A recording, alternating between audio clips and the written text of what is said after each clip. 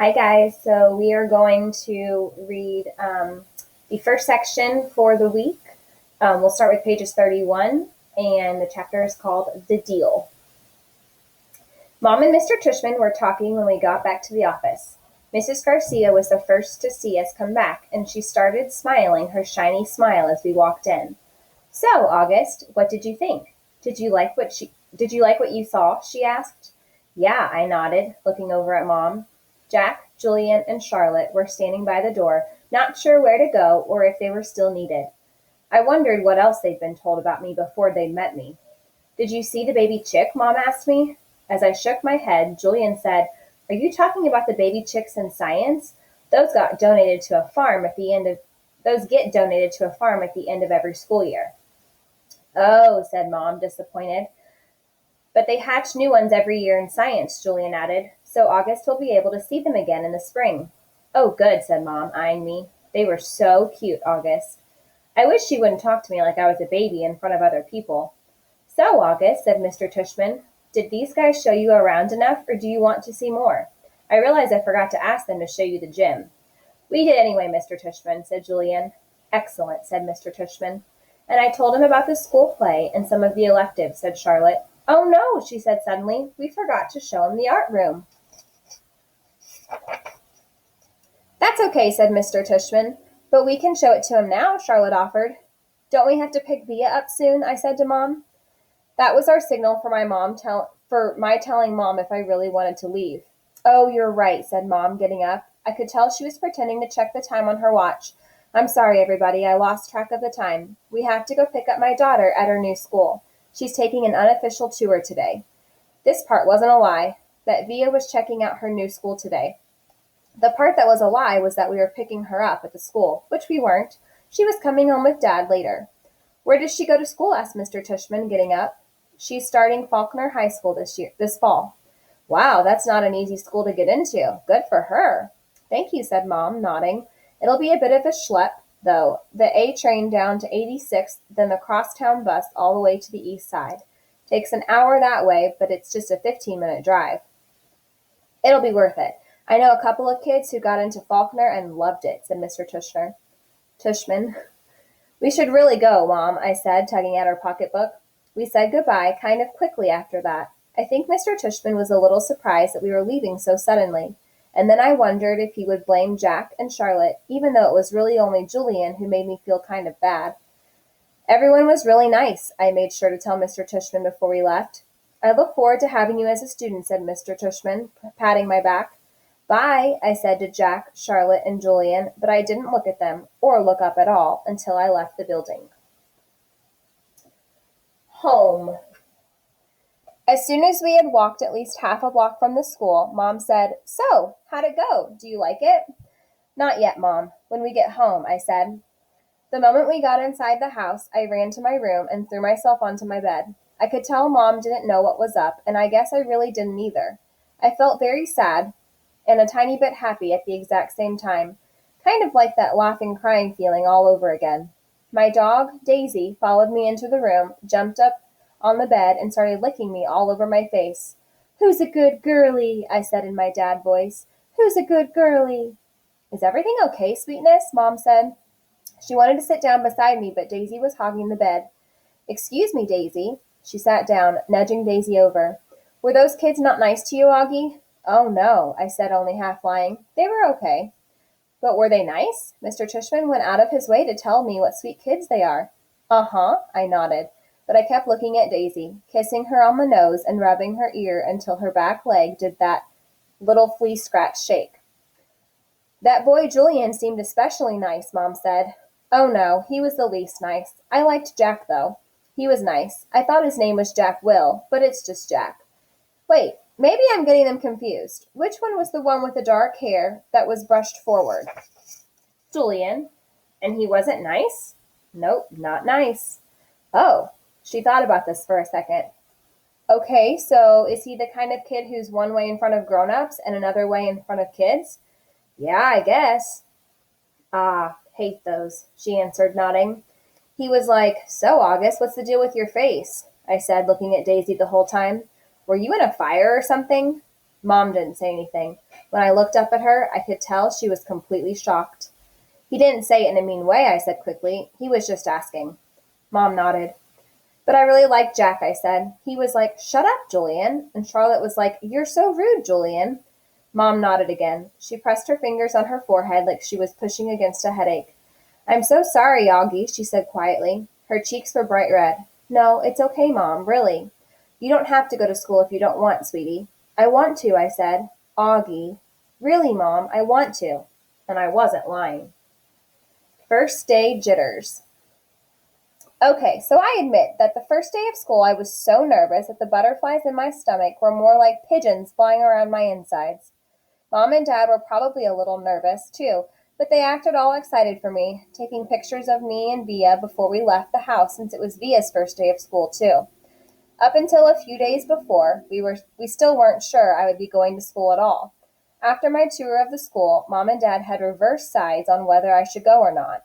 Mom was now the one saying I shouldn't go. And Dad was saying I should. Dad had told me he was really proud of how I'd handled myself with Julian, and that I was turning into quite the strong man. And I heard him tell Mom that he now thought she had been right all along.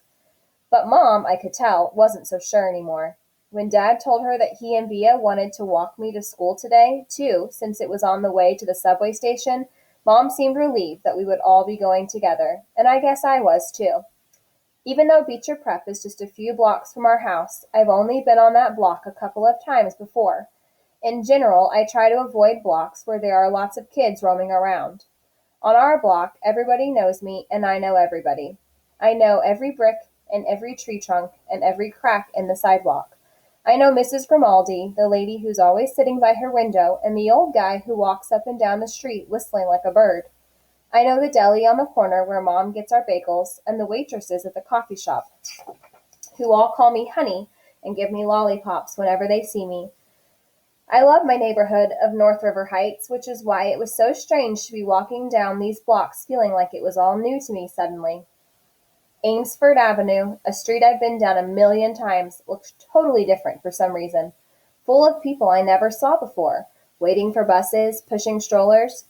We crossed Amesfort and turned up Heights Place. Via walked next to me like she usually does, and Mom and Dad were behind us. As soon as we turned the corner, we saw all the kids in front of the school. Hundreds of them talking to each other in little groups, laughing or standing with their parents, who were talking with other parents. I kept my head way down. "Everyone's just as nervous as you are," said Via in my ear.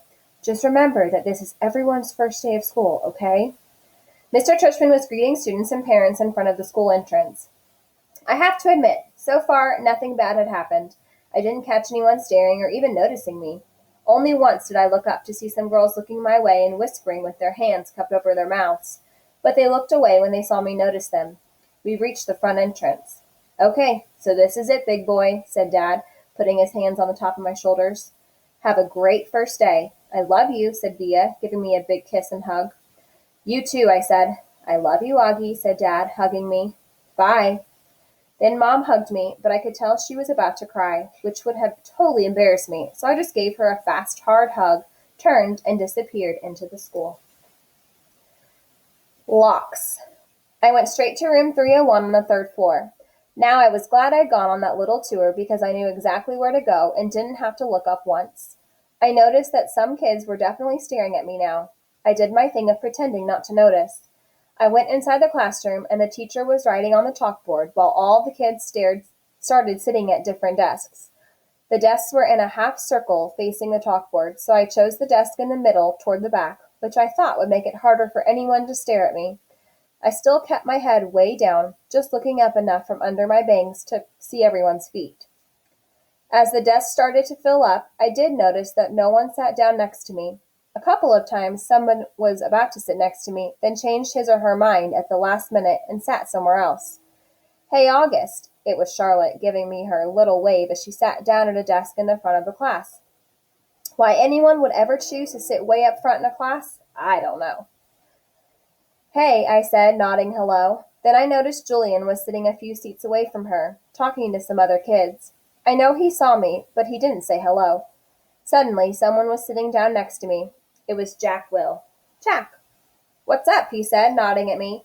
Hey, Jack, I answered, waving my hand, which I immediately wished I hadn't done because it felt kind of uncool. Okay, kids. Okay, everybody. Settle down, said the teacher, now facing us. She had written her name, Miss Potosa, on the chalkboard. Everybody find a seat, please. Come in, she said to a couple of kids who had just walked in the room. There's a seat there and right there. She hadn't noticed me yet. Now the first thing I want everyone to do is stop talking and, she noticed me, put your backpacks down and quiet down. She had only hesitated for a millionth of a second, but I could tell the moment she saw me. Like I said, I'm used to it by now. I'm going to take attendance and do the seating chart, she continued, sitting on the edge of her desk. Next to her were 3 neat rows of accordion folders. When I call your name, come up and I'll hand you a folder with your name on it. It contains your class schedule and your combination lock, which you should not try to open until I tell you to. Your lock number is written on the class schedule. Be forewarned that some lockers are not right outside this class, but down the hall. And before anyone even thinks of asking, no, you cannot switch lockers and you can't switch locks. Then, if there's time at the end of this period, we're all going to get to know each other a little better, okay? Okay. She picked up the clipboard on her desk and started reading the names out loud. Okay, so Julian Albans, she said, looking up. Julian raised his hand and said, here, at the same time. Hi, Julian, she said, making a note on her seating chart. She picked up the very first folder and held it out toward him. Come pick it up, she said, kind of no nonsense. He got up and took it from her. Zemina Chin? She handed a folder to each kid as she read off the names. As she went down the list, I noticed that the seat next to me was the only one still empty, even though there were 2 kids sitting at one desk just a few seats away.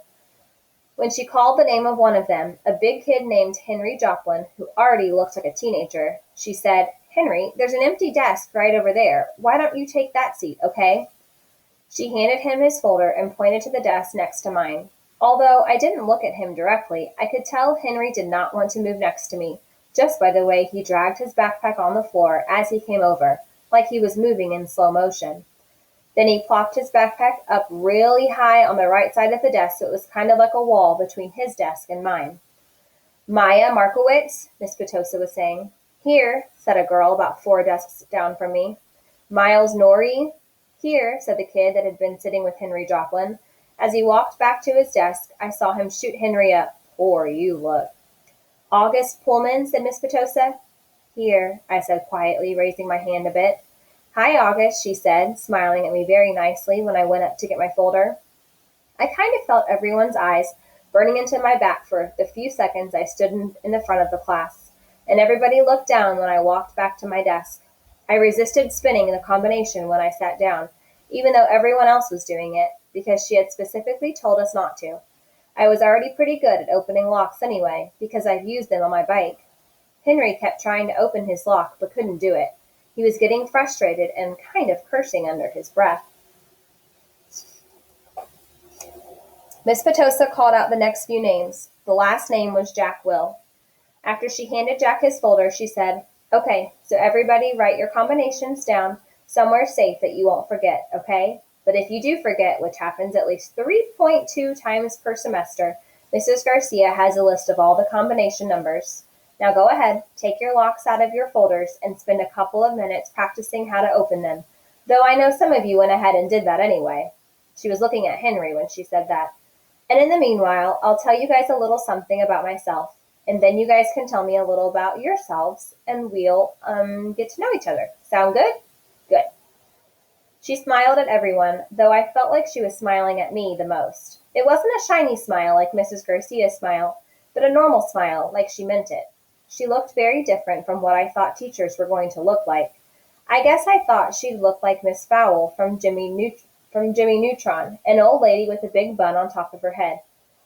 But in fact, she looked exactly like Mon Mothma from Star Wars Episode 6. Haircut kind of like a boy's, and a big white shirt kind of like a tunic. She turned around and started writing on the chalkboard. Henry still couldn't get his lock to open, and he was getting more and more frustrated every time someone else popped one open. He got really annoyed when I was able to open mine on the first try. The funny thing is, if he hadn't put the backpack between us, I most definitely would have offered to help him. Around the room. Miss Petosa told us a little about who she was. It was boring stuff about where she originally came from and how she always wanted to teach, and she left her job on Wall Street about 6 years ago to pursue her dream and teach kids. She ended by asking if anyone had any questions, and Julian raised his hand. Yes. She had to look at the list to remember his name. Julian? That's cool about how you're pursuing your dream, he said. Thank you. You're welcome, he smiled proudly. Okay, so why don't you tell us a little about yourself, Julian? Actually, here's what I want everyone to do. Think of 2 things you want other people to know about you. Actually, wait a minute. How many of you came from the Beecher Lower School?